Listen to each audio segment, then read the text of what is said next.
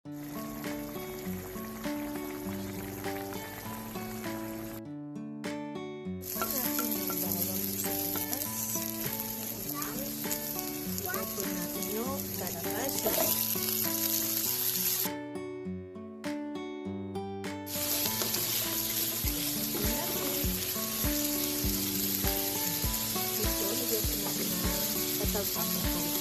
maluto yung kalabasa.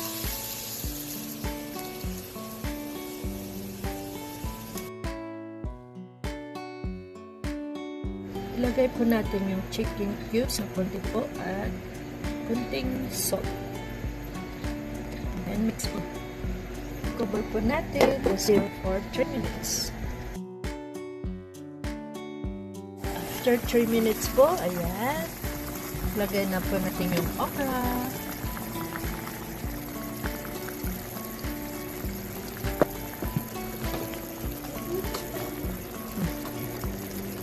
Ayan, simmer for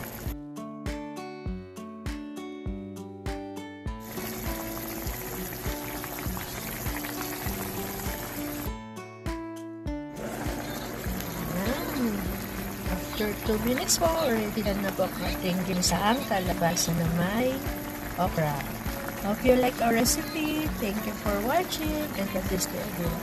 Bye-bye! Please don't forget to follow for more.